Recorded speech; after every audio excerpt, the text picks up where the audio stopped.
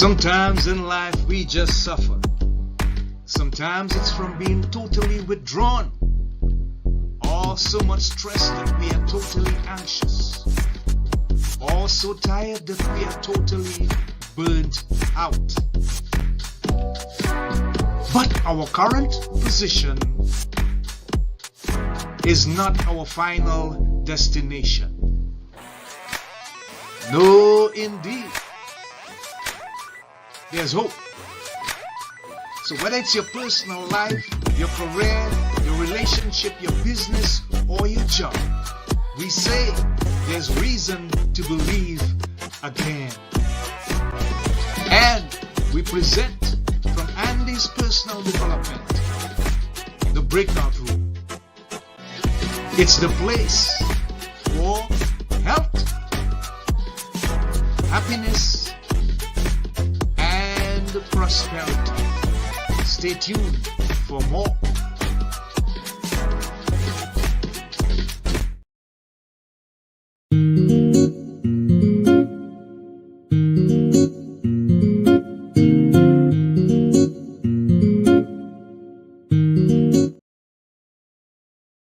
Hi, and welcome to this edition of the Breakout Room. We are live. I am Andy. I am your host. I am a life and development coach, as well as a certified, internationally recognized, and awarded public speaker, with the emphasis being on transformation. This episode is entitled The Power of Play: Rediscover Joy and Creativity to Deal with Life's Challenges, with Susan Hensley. And she's anxious. She's waiting just to share this valuable content with you. Those who are going to be here live and those who will see this recording or hear this on the podcast platforms all over the world later on. We thank you for your continued commitment and your support to this program. So let me tell you a bit about our guest. Susan Hensley is a transformational coach, speaker, and author dedicated to helping people navigate life's transitions with joy, creativity, and resilience. With decades of experience as a corporate executive and leadership coach, Susan has a deep understanding of the challenges and opportunities that come with major life challenges, or changes rather. Drawing on her extensive background in HR, coaching, and journalism, Susan's mission is to empower people to unlock their inner wisdom, creativity, and sense of play during times of uncertainty and change. There is so much more, but for the moment, we let our guests tell you about all the wonderful things that she's been doing, she intends to do, and the impact she wants to make positively, of course, on people's lives. So without further ado, let's welcome our guest live in the breakout room, Susan Hensley. Hi, Andy. Hello, everyone. Thank you for having me. Thank you for being with us. We appreciate you coming here, your time and your commitment and your value, your expertise, and we appreciate you. Thank you for joining us. Thank you. First of all, Suzanne, I really want to exploit something that to me is the focal point of almost everybody's career or calling in life. And if you were in 1 minute to tell people about the best thing that has ever happened to you with regards to your career, your calling, your life, it is the one thing that highlights the progress and the success that you have made. And it's the foundation of the legacy you're currently building. How would you describe that in about a minute? So, as I reflect on my career, which has been many, many decades, early on, I was bullied. I received anonymous notes and telling me to go away. I was a TV journalist. And although it was one of the toughest times and I endured tremendous stress, I found a lot of faith and resilience in how I stood up for myself and talked to the people who may have been doing it. It was anonymous. And in confronting people who may have been bullying me with kindness, but clarity, I wasn't looking to blame or punish, but I wanted to say that wasn't okay. at the age of 24, when this happened, it gave me tremendous confidence that if I am clear and kind and know my worth, I can move through very difficult things. Wow. We appreciate that and we thank you for sharing. So I'm getting out of that that your main focus had always been to respond to unkindness with kindness. Yes? Wonderful. Absolutely. I think every day, Mm-hmm. throughout the day, whether it's in our own minds or through who we encounter, where we're given a choice to respond to fear, whatever that Mm-hmm. fear may look like, or unkindness, Yeah. with either more of that or with love, kindness, or just the assumption that we don't know what's happening. So, at the very least, with curiosity, sometimes if you can't quite muster that love or kindness, just being a little curious can really help neutralize. So, yeah, I love the way you said that. And I really learned that lesson very early in my career. And when I respond from that place, curiosity, kindness, love, things fall into place much more easily. It's not that there aren't challenges, but it sort of opens the gates. Yeah, wonderful. And it also tells me, Suzanne, that the term resilience, which helps engage in the term perseverance, you could have given up and you could have said, no, I don't deserve this. I'm not going through this. This is not what I want to do. This is not, becoming of me. But you pursued, you persevered, you kept on going, and here we are today. Is this one of the things that you use to help your clients from the coaching perspective? And if so, how is it implemented in the stuff that you share that helps them to clear up some of the uncertainties that they have and to hold on to their best possible story? Yeah, well, it's a great question because I think in many cases, it's important to reflect on our resilience, right? There may have been times where perhaps we gave up too early or we ran, but to live in this world, in this lifetime, I believe we are all resilient and we all have stories of Hmm. resilience. And so one of the things I really like to do with my clients is do reflection, Hmm. and early exercises, almost a life journey line of the peaks and valleys, and to really learn and reflect in those valleys, those tough times is where people do find, if you will, their resilience, their grit, their perseverance. It's where we learn the lessons that Hmm. hopefully build wisdom. And so I like that exercise with clients when we're beginning, particularly because I do so much work with people going through life transitions where it Hmm. can be very easy because the nature of a transition is there's typically an ending and an uncertain time before we move forward. And that can bring up so many feelings. But because we go through so many of those in life, I think reflecting of how we've navigated them in the past and pulling forward what worked well, and just even patting yourself on the back, treating yourself with some compassion is really helpful for navigating what's to come or what you're in the middle of. Yeah, wonderful. Thank you for sharing, Suzanne. What about someone who is in a midlife crisis area? They're stuck. As you mentioned, the term transition.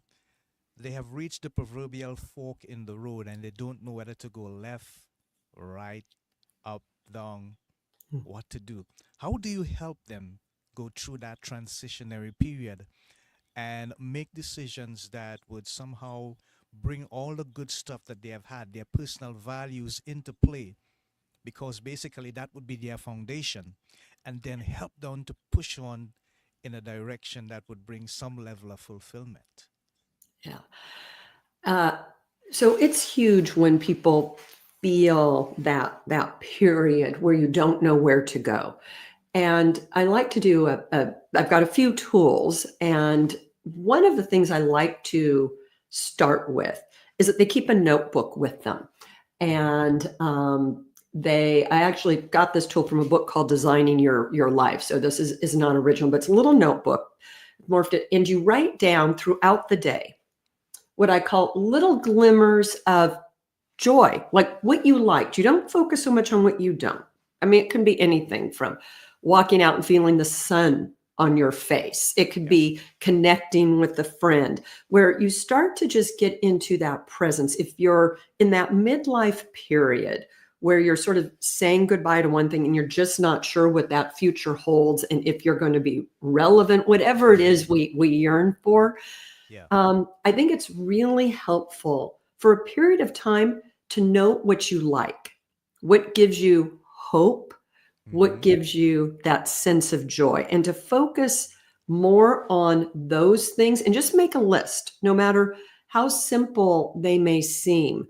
And then we will analyze that list and start talking about how to add more of those to your life and what Yeah. those small things may start to add up to.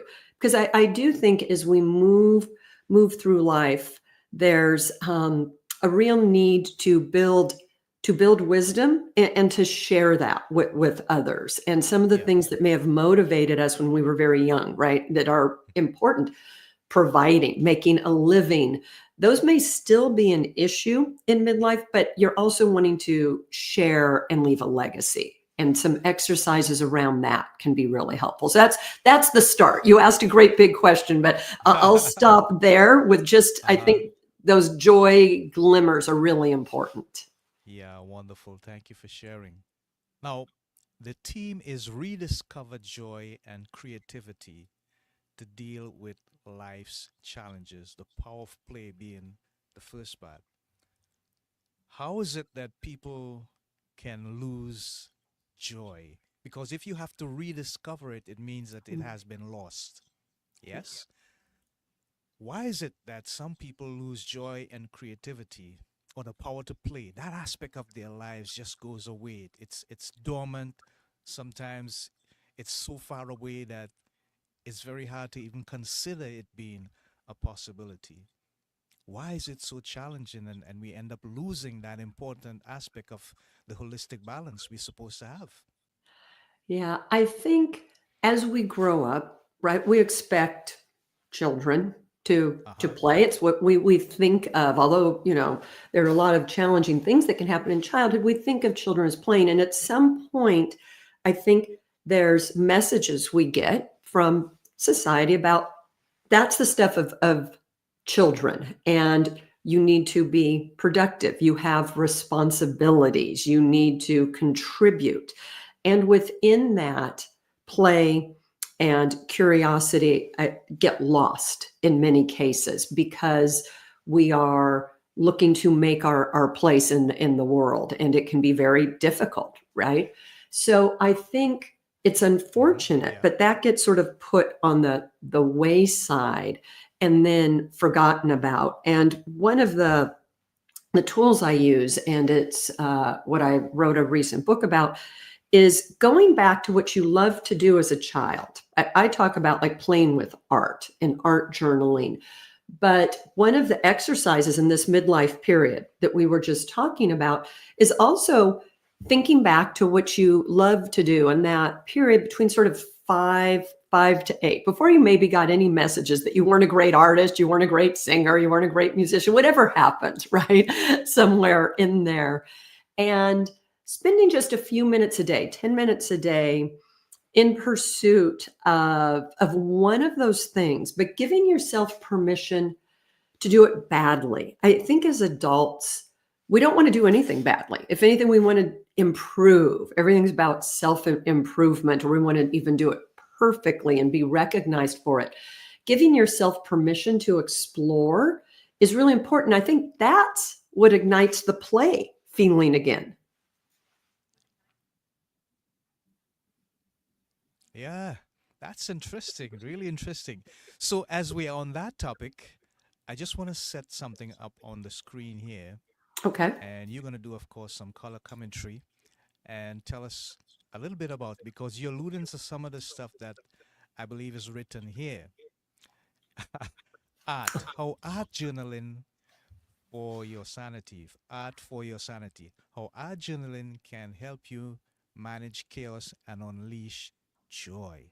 Wow. So I'm asking you to go a little deeper in what you just said, Susan, because I get it. We seem to have lost that part of us that referred to the child part, the innocent part, that gives us so much more joy than we can ever imagine. How can we get it back? And how can your book help us to get it back? Yeah, so the book is a combination of how to and a little bit my own my own story. And as you said in the intro, which was so gracious and lovely, thank you. I was doing a You're lot welcome. of I was an HR executive, was doing a ton of executive coaching, performance coaching, right? It's about getting better. And I went to an art class one weekend that a colleague was having, and I made sort of a brown mess, right? I combined a few colors and made brown. And I loved it. Everyone else was learning how to draw a face proportionally. And for some reason, I sort of sat in that corner and I looked at this mess I had created and I was really proud of it. I knew it wasn't, great art, and I thought about it because I've been blessed to have had a lot of training, and I have a Mm-hmm. lot of tools that I can coach someone with to achieve goals, to Yeah. be better in the workplace. And I really got curious about why this making of this mess felt so good. And so I kept doing it. First of all, that's the first thing I did. And so I really practice, if you will, what I try and coach. It was a glimmer of fun for me, glimmer of joy. So I started playing with crayons and collage, and it was just about the act of creating. It wasn't about what it looked like. And then after I'd done that Okay. for a while, I realized I started to hear back. I was almost developing a dialogue with my Mm-hmm. inner self by my messages. I was working through difficult emotions. I did a lot of art journaling during the pandemic where we were shut in and we had Mm-hmm. anxiety. And I recognized by playing with crayons or messy watercolor and even just 10 minutes a day, it started to create a very safe container for a myriad of emotions that sometimes we don't even have the words for. Yeah. Um, and as I did that, I recognized it was really helping to transform worry into anticipation. It was Mm-hmm. creating a dialogue, as I mentioned, with my inner self, or sort of that inner wisdom that I believe we all possess. But it didn't come like an aha. It didn't hit you Mm-hmm. over the head. It was a way Yeah. to process. And so, because I had done this for several years, as I started to research the why and the how, I felt compelled to write a book. Ironically, I always laugh with people because sometimes the things we say we never going to do. I had a first career as a journalist. That's where the bullying occurred. I did that for about Mm-hmm. 11 years. And at one point, I said I would never write a book. And I realized this was the best way to put this into the world, Okay. because not all tools work for all people. But I Yeah. recognized this was such a simple and powerful unlock that I couldn't not share it and share my story. And I think when we are called, if you will, to share and to help, we need to follow that, no matter how scary or whatever story we may have previously told ourselves. Hey, that's powerful, Susan. Thank you for sharing. Two things really stuck out there to me, and the first one is that you said you have to practice what you coach other people to do. And I think that is so very instructive because at the end of the day, for example, in leadership, we are taught that do not ask the people that are on your team or that are following you to do something or go somewhere that you have never done before, that you have never been before. Because as a leader, you must have that exemplary experience where the embodiment of the thing became a reality for you first before you ask those who are in your team to do it. And I like that you said you practice the stuff that you coach others first so that you have that first hand experience, that knowledge. and that understanding, so that when you share it, there's a genuine connection, a genuine resonance. And the second thing you said was at the end, where if you realize that you have a calling in life, then your responsibility, basically, what you're saying is to answer Mm. that calling and be willing to share, to Yeah. share. And that's so powerful. Thank you so much for that, Susan. So, hey, we have a like from the audience. Wonderful. Thank you for that. We appreciate your commitment. We appreciate your comments. Susan is here for your questions and your comments. Wonderful. Thank you so much. As we continue, Susan, Mhm. when you look back at your career, you started in journalism, you went into HR, and you build up your resilience and your perseverance and so on. Is the foundation for what you do in terms of the coaching now many things that you learned through that journalism experience and that HR experience? Is it helping you now during that coaching experience? Absolutely. Uh-huh. I sort of think of life almost as a spiral staircase. We are progressing through it, and Mm-hmm. we have an impulse to grow and Yep. to expand. I really believe that's what's in our hearts and our souls. But it does take courage, and it takes reflection and time to look back. And I love that you said, what were some of the lessons from the 11 years in journalism? What were the decades as an executive and in Mm-hmm. HR? And how Right. do I bring those forward as now a transitions coach and an author and speaker? And I believe that it's important that we integrate all of those. And once again, share. We're all walking our own journey, but you want to take forward those lessons and find ways to encourage others through your lessons, because situation is always going to be different. We're all living our own lives, we're all experiencing things differently, but I think in many cases the underlying emotions and uh, fears, if you will, desires are the same, right? We all want to be, at the very least, free from suffering and understood and contribute to our time here on earth. Yeah. Yeah. I get that. Thank you. That's wonderful. I'm thinking about the fact that you rightfully said that people learn from different ways and different experiences. For some, it's visual, for some, it's audio, for some, it's the whole picture. Get me everything. For some, it's just a matter of words. And as we continue to grow and to develop, we realize that creativity comes from so many different sources that Mhm. exist in life. When you're dealing with your clients and you're dealing with that aspect of transformation, is it a challenge to have them to let go from some of the stuff that has brought them to a place where they need that coaching so that they can lighten the load, so to speak, and move on? Is that a challenge that they have to face, and how do you help them navigate that challenge? Yeah, the lightening the load is critical, and it doesn't happen all at once. There can be Yeah. layers of what we carry, and Mm-hmm. once again, there's a few different tools, and in work with clients, you'll recognize different things resonate with different people. Yeah. Sometimes it can be, brainstorming and making the list of what are the things we're ready to release. What are the stories we've come to believe about ourselves that either are no longer true or we no longer need to carry because we've grown through it. And the first time you say it, and maybe even write it down or write it on a sticky note and throw it away, try and reframe it, that's very symbolic, but it doesn't necessarily go away the first time, right? It Right. feels good. That's like that first little bit of awareness. And Mm-hmm. I think it's important, and it's a great exercise to brainstorm limiting beliefs, if you will, is what I call some of it, and think about where those limiting beliefs came from.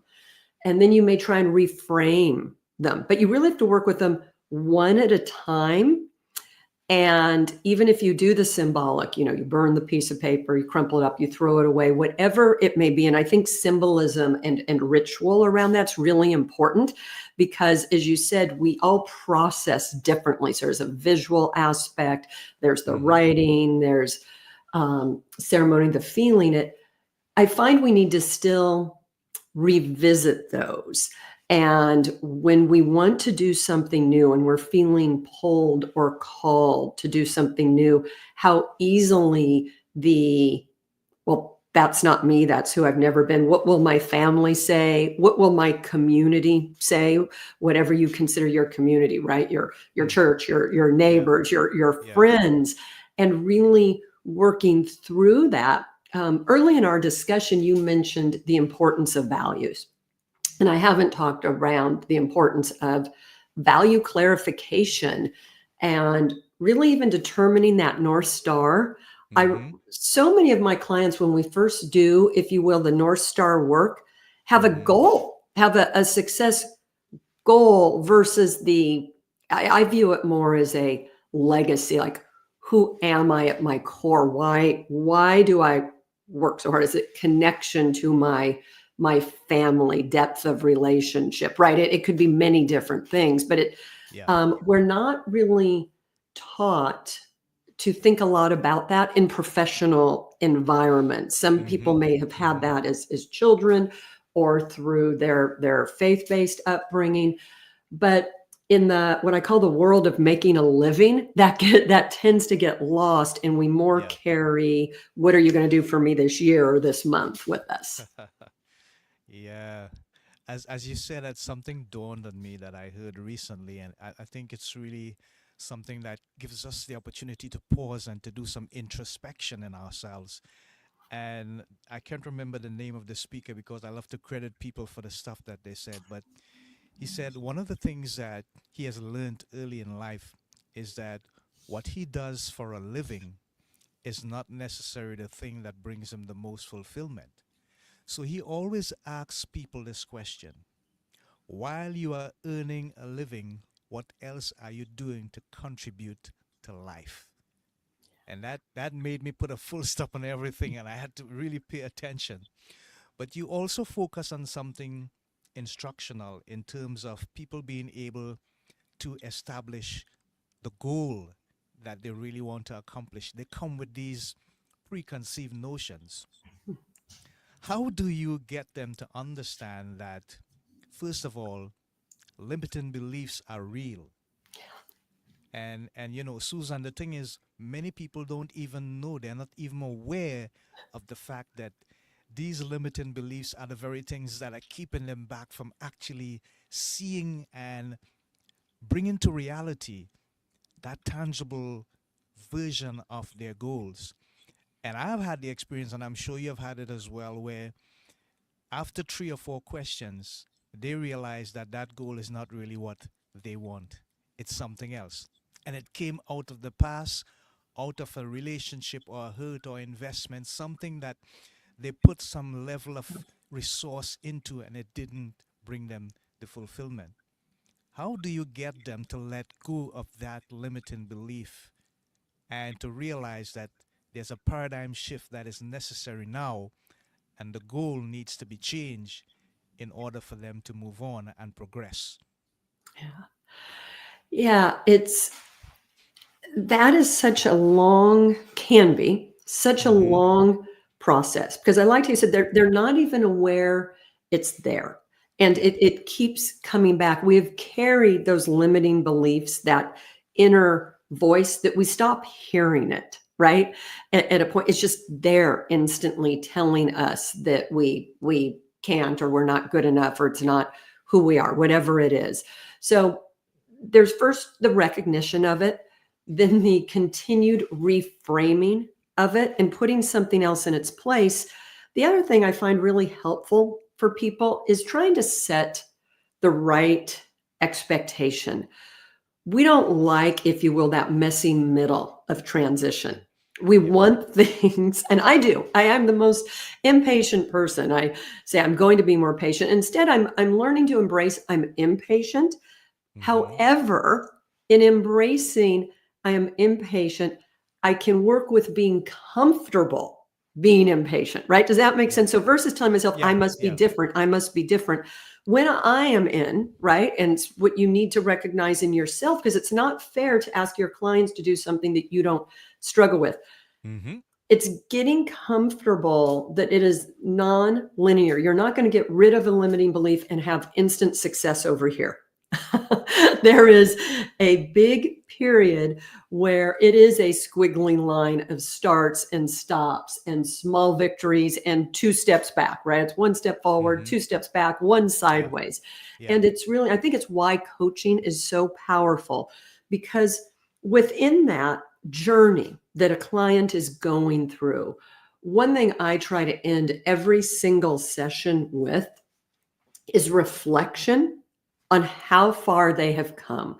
I try and remind them of that first session and Yeah. what they thought, and to celebrate. And I think it's really important to celebrate all of the small wins and all of Okay. the small releases, and to reinforce that progress. So we end every session, and I try and end, quite honestly, every workshop. And in the art journaling practice, even if you've done 10 minutes of scribbling, I ask people to do that, to look at what they have created and be their own proud parent, proud teacher. Goes back to that story of when I made the brown mess, I brought that dang thing home, hung it on my refrigerator, and my husband and son are like, what the heck?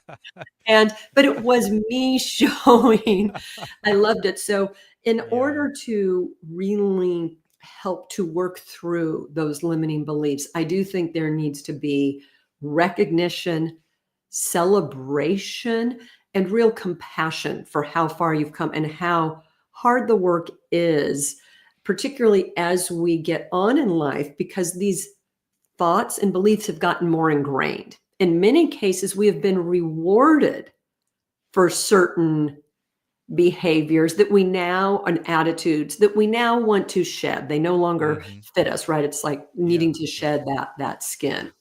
Yeah. Wow. That's powerful. Thank you, Susan. I feel like I'm in class. Oh, yeah. This is good. This is really good. Wonderful stuff. So I just want to give you and myself a break. We're going to be out for just about 27 seconds. And I'm just going to share something about my friends, fineradioguest.com. They are an amazing bunch of people. If you are a podcast host, a writer, television host, an author, a specialist in your field, and you want promotions or you need to get your information out there and for people to contact you, to be on your show, to share their expertise and their core competencies, reach out to fineradioguest.com. This is why. FindRadioGuest.com, the place to click to find guests to interview for free. And if you're a radio show booker, podcaster, talk show host, or television producer, then this is the place to get podcasts and radio interviews or promote your books and products as a guest expert sponsor. FindRadioGuest.com. Check it out.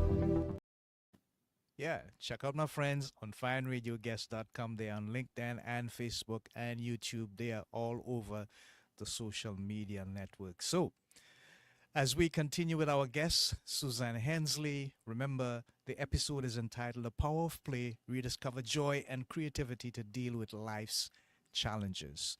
And we've been having a ball with the information and the content, so much value that Susan has been sharing with us.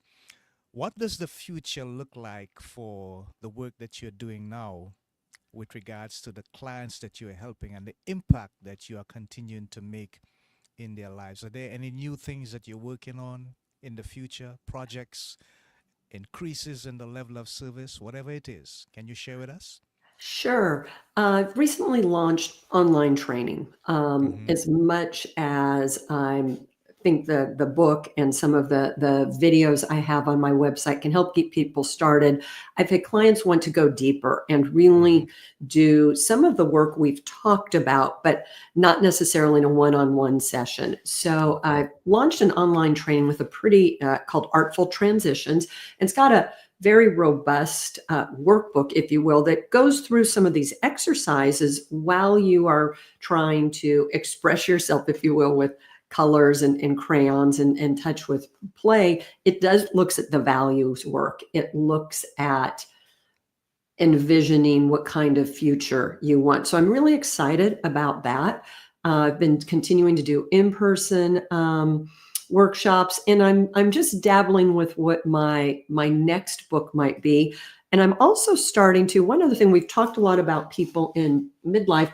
I'm starting to work with some college campuses and college students. So young people who I think are under so much pressure to succeed, and they look at the future with so much uncertainty, helping them get in touch again with joy, because I think things can feel very, very heavy to that age group right now, because they haven't seen some of the hard knocks that some of the listeners who may be more middle of life may have seen, right? We talked about how we gain resilience at the beginning of this conversation by reflection. Yes.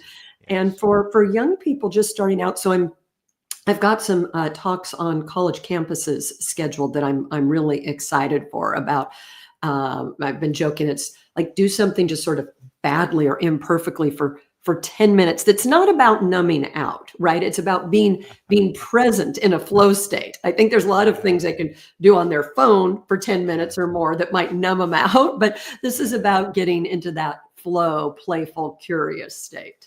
Yeah. Okay, so that leads me to this question.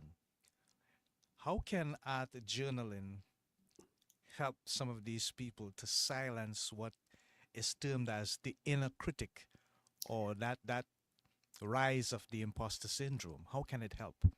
Okay. So here's how I believe it helps the most. Mm-hmm. If you do it 10 minutes a day and you do it with an intention Yeah. of silencing the inner critic. So I try and frame this as go back to your inner child artist, that period, say between 5 and 8. Children are very free to tell other children, you can't play with me or give me that. So I actually have them say to that inner voice, you're not invited to this play date. I joke that it's a play date. It's just 10 Mm-hmm. minutes and you're not invited.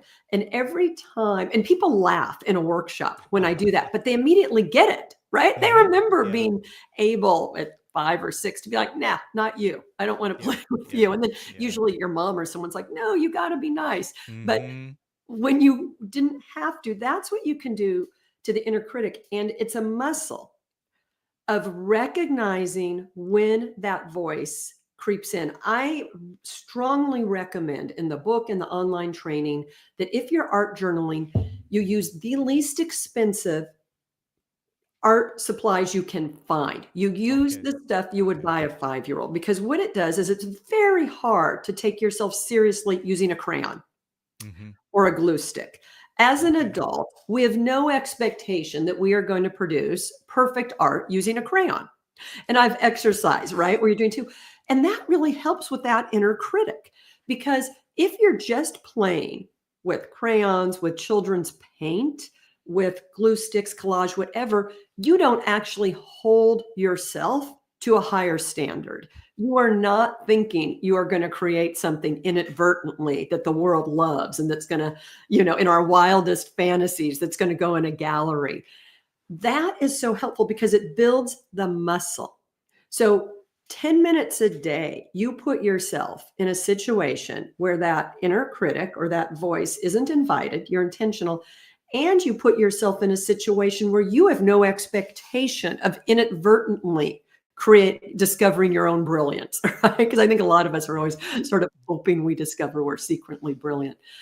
That builds the muscle and the recognition of that imposter syndrome. Because I liked how you said it earlier in our conversation. Many times we are just unaware that that limiting belief is running. So I like to try and give people a short practice, and the recommendation is 10 minutes a day for 30 days. You just become much more aware in all areas of your life when you're starting to get that voice. even in the more serious areas. And it builds some confidence. And that's why I love it, because it's a simple tool that gets people curious, playful, and starts to get them a little more self-appreciative in a fun way. Right. As I said, Hmm. no adult I've met thinks they're going to be brilliant holding a crayon. So it's a good thing. Yeah, okay, great. I'm gonna put up on the screen some information, and it really is your website, your Instagram handle, and your LinkedIn handle. Which one is the most popular one, or which one is the most effective one for getting in contact with you, Suzanne? And tell them how they can get copies of your publication as well. Sure.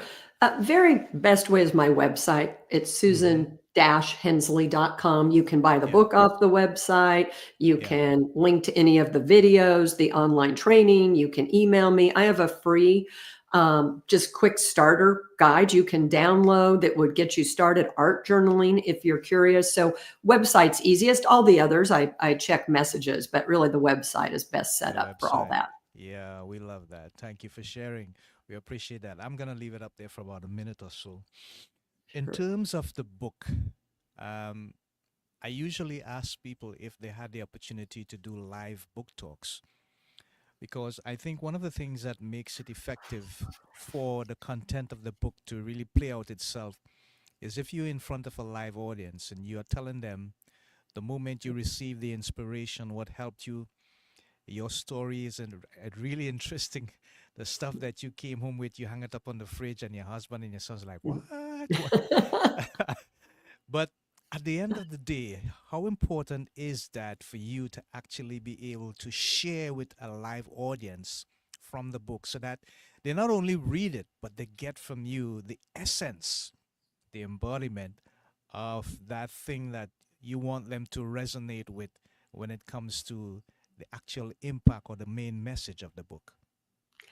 Yeah, it's been really, really critical. I was fortunate about a month, book just came out this summer, and about a month before it came out, I was able to start to talk about it. I did my Mm. first workshop, and until that moment, none of it felt real, Ah, right? yeah. Because you're writing, it's an alone activity, and you're Mm-hmm. publishing, even though you're working with people to get your book published.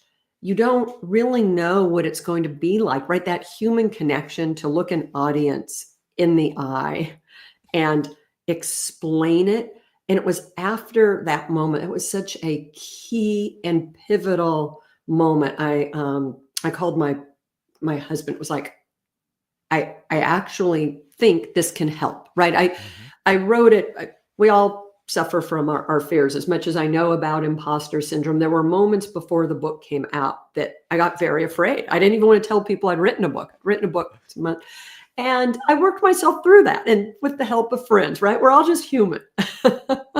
And now it's a Yes. very funny Yeah. story that I share with people, but it's like, I wrote it because I wanted to help. And a month before it came out, when I really talked about it, I could tell for people in the audience, it was little ahas. They were curious. It Mm, felt yeah.